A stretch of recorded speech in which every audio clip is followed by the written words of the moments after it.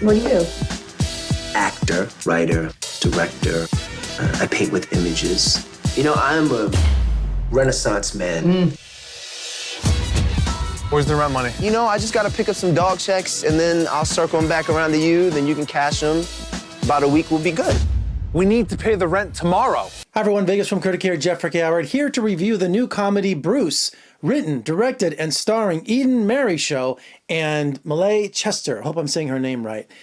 Bruce is, we all have a friend like Bruce.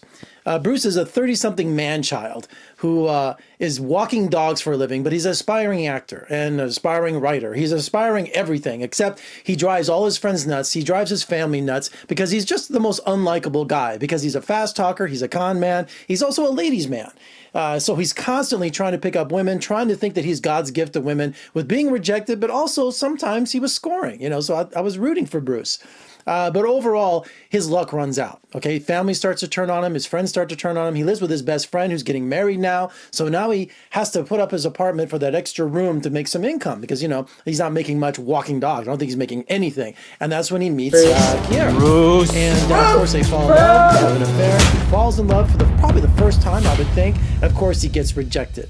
So overall, it's a romantic comedy that's vulgar at times and at times has a spark of comic genius. I'm going to say that, yes, because Eden Maryshow wrote, directed, and stars in this movie that you can just see his talent. You really can. And I love his comic timing. So not every joke works, but a lot of it does. I found myself laughing a lot through this movie. While there's sometimes not really a clear direction on where the movie is going, it seems like it's almost just like little scenes of things that happen in his life or to his friends, which is okay, which is fine.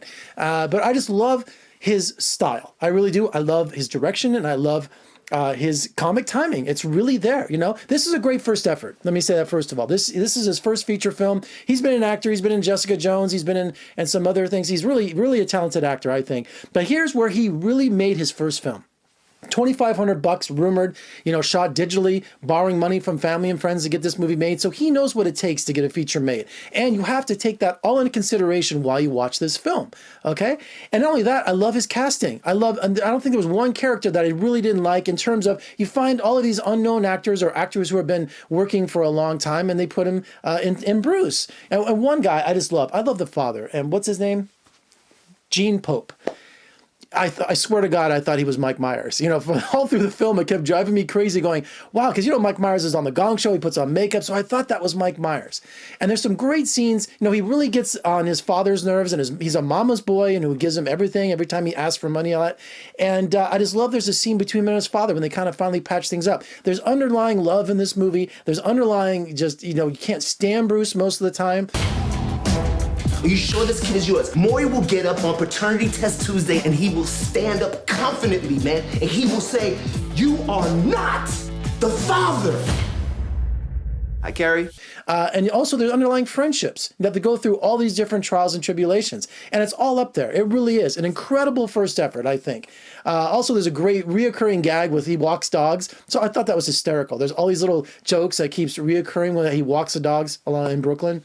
So overall, I think Eden is going to be someone to watch. I really do. Because I thought not only him and his co-writer, Jesse Wakeman, they really had a good sense of timing and what jokes worked and what didn't. And from what I read, doing a little research on the film, I guess they shot a lot of footage and they had narrowed this thing down to 90 minutes.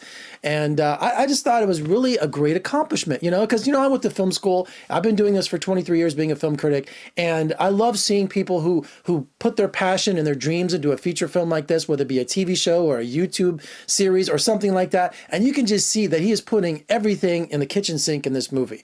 And it's an incredible first effort. And I think with a little more money and a little more time and effort, I think he's going to have a really great future. At times, the movie can be really vulgar. There's a great scene where he answers a Craigslist ad and goes over and it's a dominatrix. And I was like, wow, you know, it's funny because, you know, personal ads don't exist anymore on Craigslist. There was that big scandal about it a few years ago. So this movie's been shopped around for a little bit, or it's been in the can for a while, but that's totally fine. I went to Sundance this year and he did a pop-up. He came to Vegas, thank you very much, rented a Mercedes-Benz Stretch and came to Sundance and drove people around as the movie was playing. So what a mobile theater going on. And I wish I knew about this because I remember seeing Bruce. I think I saw posters or cards or something, and I wanted to see it because I just thought, I want to see a comedy, and it intrigued me for some reason. So he's got great marketing skills. He does everything right for a first-time filmmaker. And even if you're watching this, the hell with Variety and the hell with Hollywood Reporter. I was reading some other reviews.